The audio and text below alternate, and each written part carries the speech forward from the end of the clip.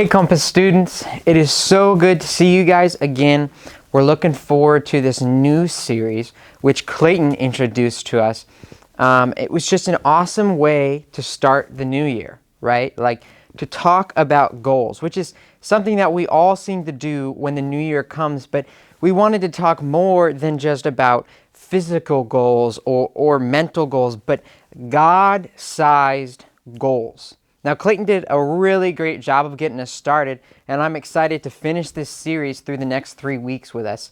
What we're going to start doing, though, is be looking at a biblical story about what a God-sized goal means, what a God-sized goal is, and what we can do to find our God-sized goals. Well, I want to ask you real quick, have you ever been stuck? Now, it may be something like you got stuck in a chair, or it may be something like if you're driving and you get stuck in the snow or in the dirt or whatever. But have you ever felt that feeling of being stuck?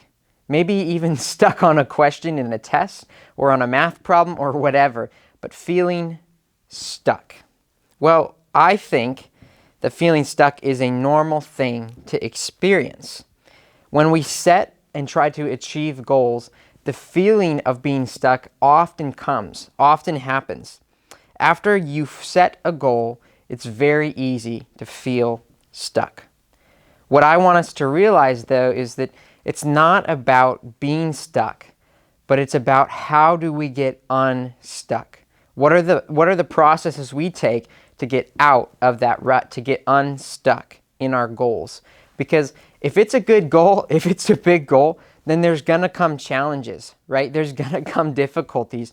And the only way to grow from that is to learn how can I get unstuck and continue to pursue the goal that I want to pursue. I want to ask you, what is one of your plan-worthy goals? Because I think if a goal is big enough and important enough, then it should have a plan probably, right? Because if I want to run a marathon, then I probably need to have a running plan set out.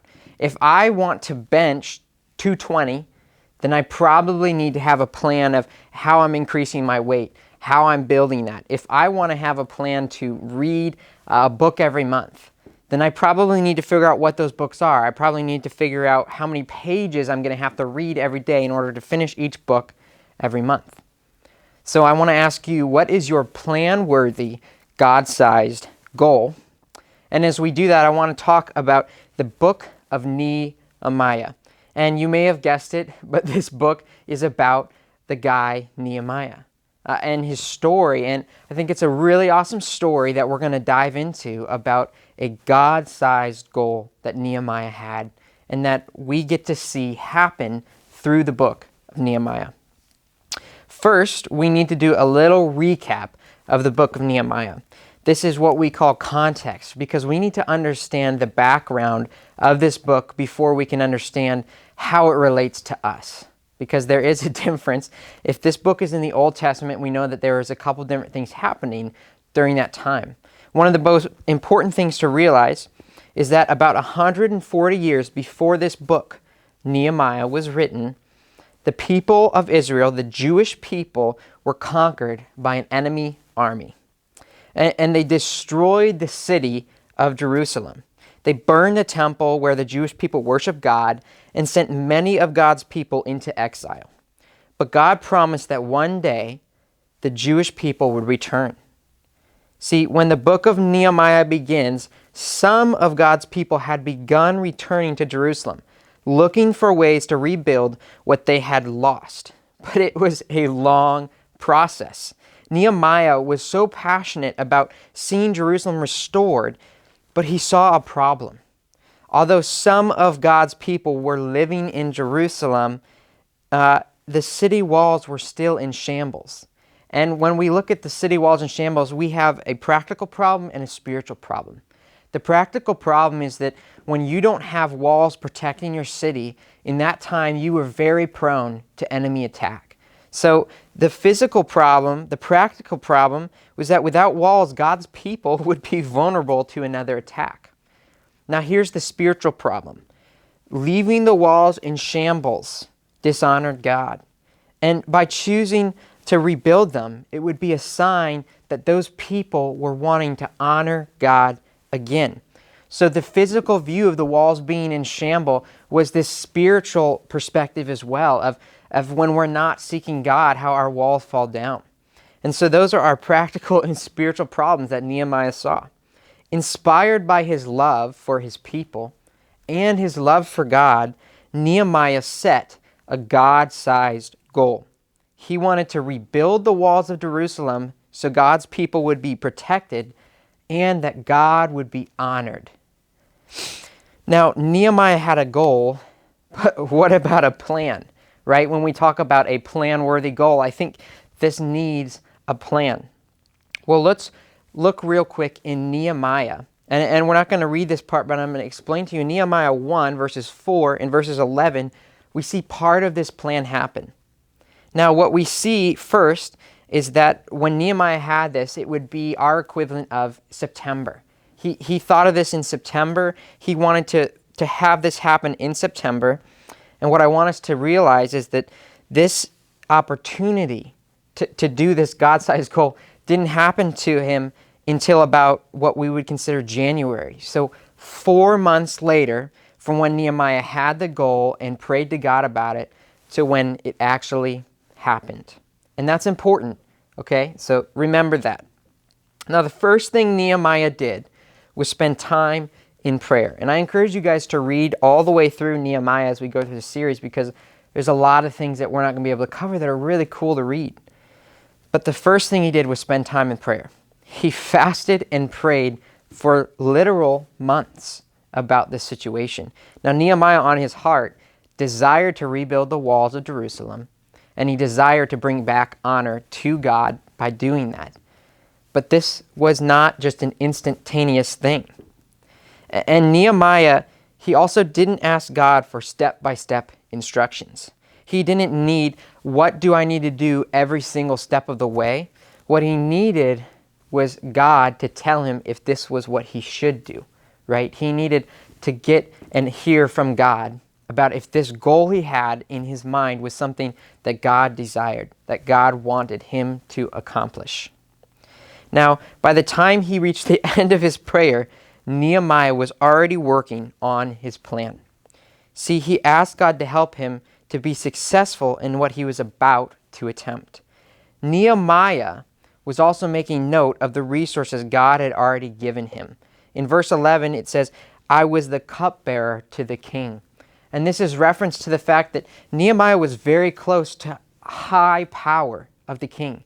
And he knew that maybe somehow that would be a resource for him in this goal. To sum it up, you could say that Nehemiah planned while he prayed.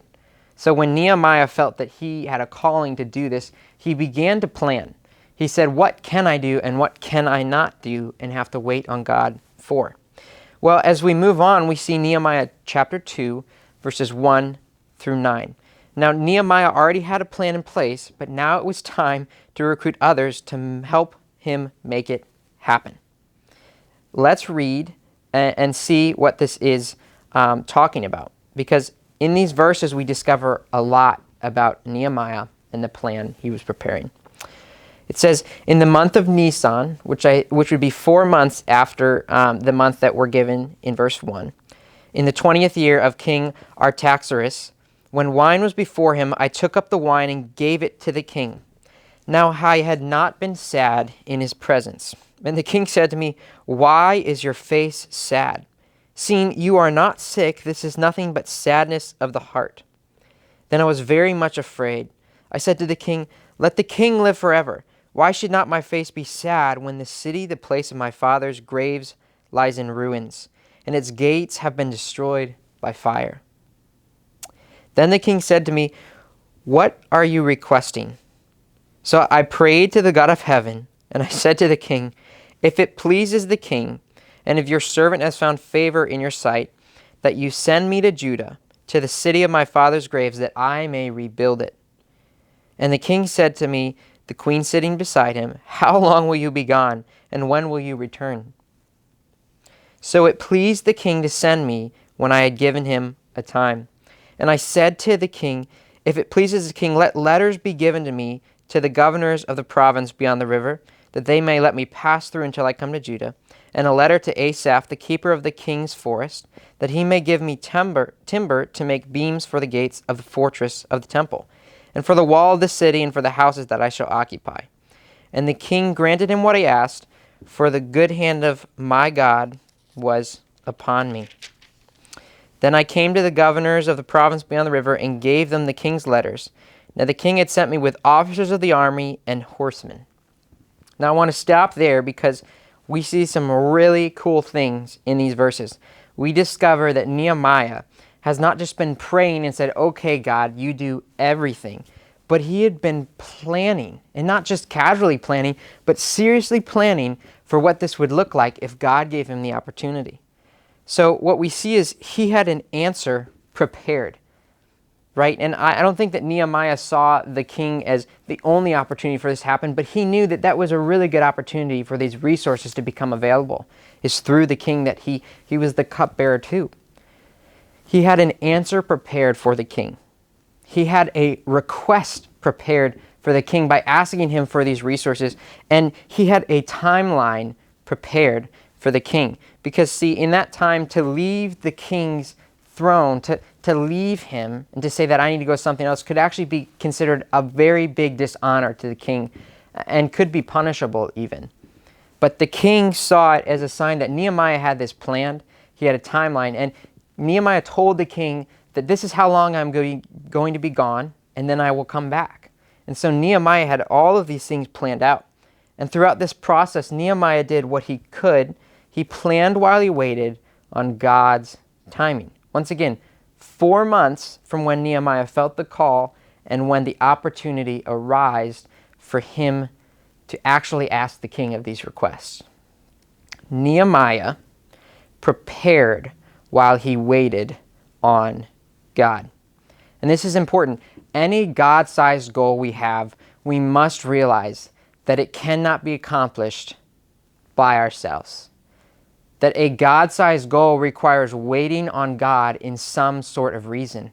It requires planning and preparing, but knowing that this will only happen if God wants it to happen, because a God-sized goal should be bigger than yourself, and it should be bigger than the plans that only you can make. Now moving on, we have Nehemiah 2, verses 10 to 20. So finishing that chapter, we see that Nehemiah already had a plan in place, but it was time to recruit others to help him make it happen. Now, we won't read through this, but Nehemiah gained a couple of enemies during the process. And when you're working on a God-sized goal, that might happen. But once again, Nehemiah was ready. He was prepared. He expected people to oppose him in his God-sized goal. He was wise about who he trusted. He didn't just go tell everyone. He told the people he trusted and knew that he could count on. And he surrounded himself with the right people. When you're trying to accomplish something, when you're trying to accomplish a God-sized goal, you need to surround yourself around people who will encourage you in that, not people who will take you away from that. And it's really important to consider this when you want to try and accomplish a God-sized goal. Now, to sum it up, I would say that Nehemiah planned for opposition.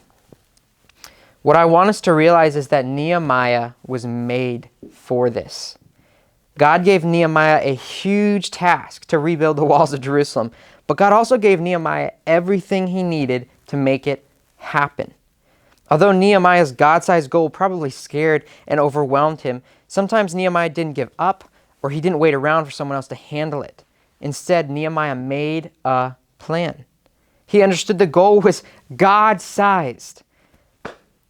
But he also understood that the resources needed were normal, right? Nehemiah used his abilities and started doing what he could while he waited on the God-sized part of the goal to happen. Nehemiah trusted God in all of it. Just like Nehemiah, you and I are designed for God-sized goals too. And I know that if you're not sure when you think about God right now, if you're not sure what you think about him, or you're not sure you have any God-sized goals, that's okay. Because I want to show you how you can seek out your God-sized goals. And if you're not sure about this, how you can just seek out God first. To figure out what God-sized goals even are, you need to understand God first. See, God designed us for bigger and better things than only goals that benefit ourselves. See, a God-sized goal is not something that only helps me. It's something that helps many. It's something that helps others. It's something that is greater than myself. What I would encourage you guys to do is try asking God what else you might be designed to do. See, because God has big plans for you and for me and for everyone. He has God-sized plans. And if you think you might have a God-sized goal growing in your heart, that's awesome. And maybe you wrote something down last week as Clayton talked about it, that you've been thinking about it ever since. Either way, there are 4 things I see in Nehemiah's story that I think can help us turn our God-sized goals into a plan of action. Number 1 is you, right? You are a resource. God has designed you with amazing talents and abilities and gifts that you can use to accomplish this God-sized goal.